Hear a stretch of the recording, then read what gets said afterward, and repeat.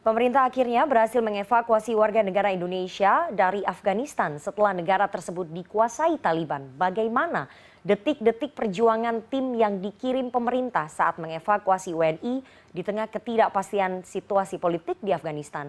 Sudah bergabung sore ini melalui sambungan Zoom Menteri Luar Negeri Republik Indonesia, Retno Marsudi. Selamat sore Ibu Menlu. Selamat sore Mbak Rifana, apa kabar? Baik, Alhamdulillah. Ibu, keberhasilan pemerintah mengevakuasi 26 WNI, 5 warga negara Filipina, dan 2 warga negara Afghanistan di tengah situasi yang chaos di sana. Ibu mungkin bisa cerita bagaimana diplomasi dari Kemlu hingga akhirnya proses evakuasi bisa berjalan mulus. Kabarnya Ibu sempat ada kendala, pesawat sulit mendarat di sana dan izin pendaratan sempat maju mundur, Bu Retno. Iya, jadi pertama kita patut bersyukur alhamdulillah bahwa akhirnya warga negara kita bisa dapat kita evakuasi dan tiba dengan selamat di Halim Perdana Kusuma. Proses evakuasi ini kalau dari pengalaman saya sebagai diplomat karir adalah salah satu proses yang paling rumit, yang paling deg-degan. Beberapa skenario kita coba untuk exercise dari awal dan kita berkoordinasi terus dengan tentunya dengan Pak Panglima, juga dengan Pak Kabir untuk persiapan di dalam. Sambil kita terus berkoordinasi tentunya dengan di lapangan, dengan KBRI kita yang pada saat itu berusaha untuk terus melakukan komunikasi dengan bandara di Kabul misalnya.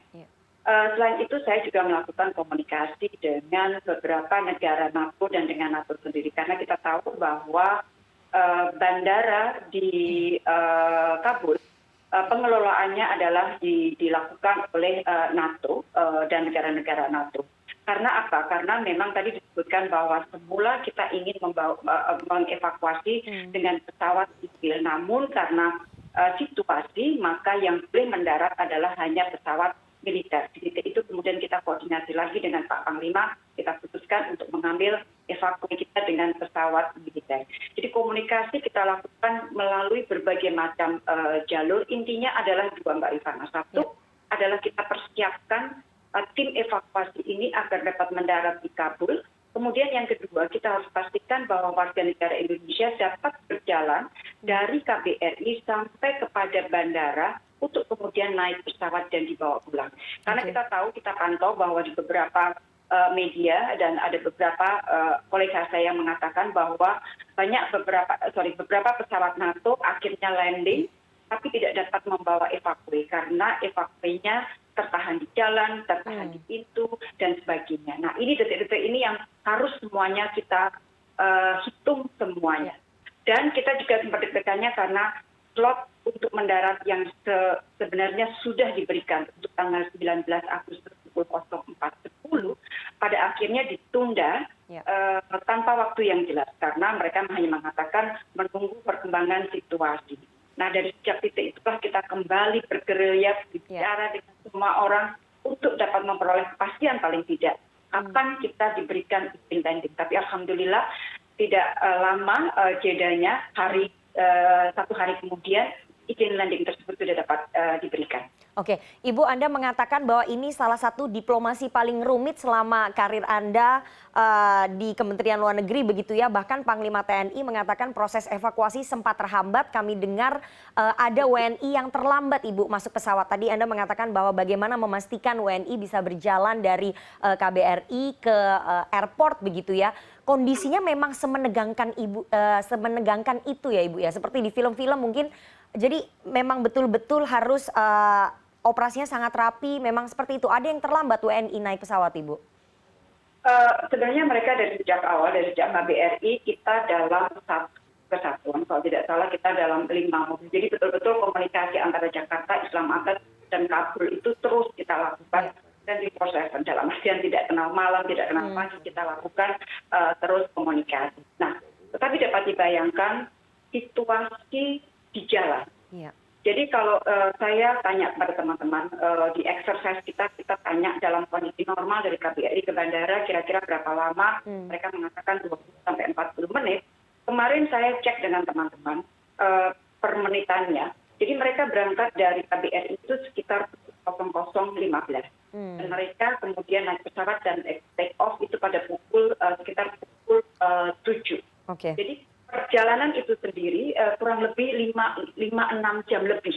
5-6 jam lebih. Nah, kemudian ada lagi pemeriksaan-pemeriksaan yang banyak. Dan keterlambatan itu sebenarnya karena ada proses transfer yang memakai fasilitas NATO dengan menggunakan mobil mereka yang tidak dapat mengangkut sekaligus para evakuasi kita. Jadi terpaksa mereka mengambil 2 sorti, balik lagi, kemudian membawa lagi, terus kemudian masih ada proses pemeriksaan paspor, dicocokkan dengan manifest dan sebagainya, sehingga pesawat yang semula hanya akan mendarat station di situ 30 menit dengan engine on, terpaksa harus tinggal di situ 2 jam tetap dalam kondisi engine on. Jadi kita bisa bayangkan pilot juga menghitung bahan bakar yang habis untuk menunggu.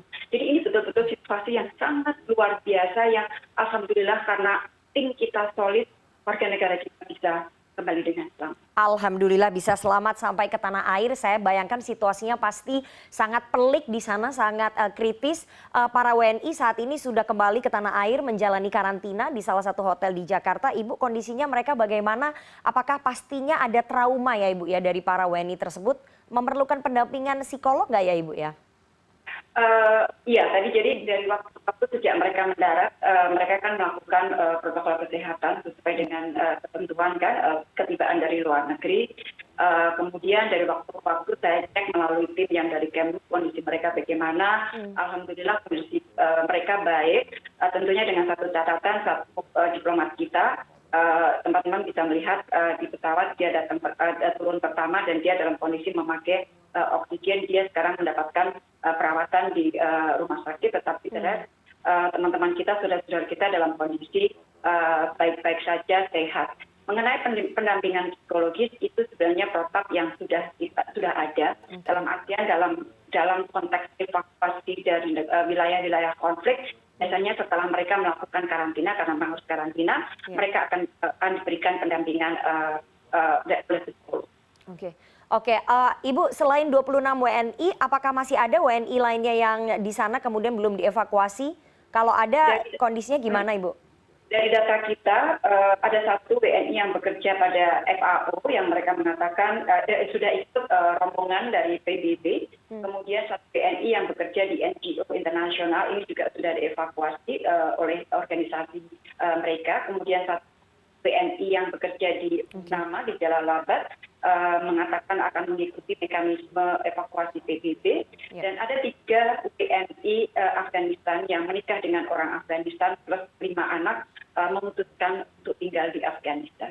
Oke, artinya masih ada WNI yang di sana dan semoga keselamatan mereka bisa baik-baik saja. Tapi saya ingin tanya ya, ada kekhawatiran dengan nasib keselamatan para perempuan Afghanistan. Sikap atau pandangan pemerintah Indonesia atas situasi yang terjadi saat ini terhadap warga negara Afghanistan, terutama nasib keselamatan perempuan, Ibu, di sana bagaimana?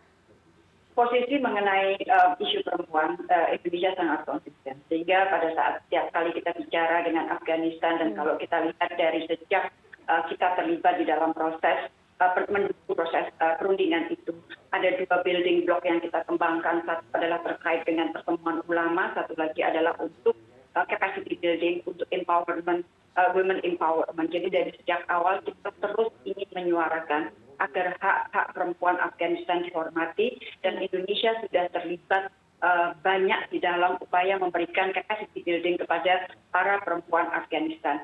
Dan di awal 2020 Indonesia juga membangun sebuah network Indonesia Afghan Women Network yang sebenarnya ini adalah wadah untuk memberikan capacity building kepada para perempuan Afghanistan. Jadi sekali lagi isu mengenai hak-hak perempuan akan terus kita harus utamakan di dalam pembicaraan ke depan terkait dengan Afghanistan.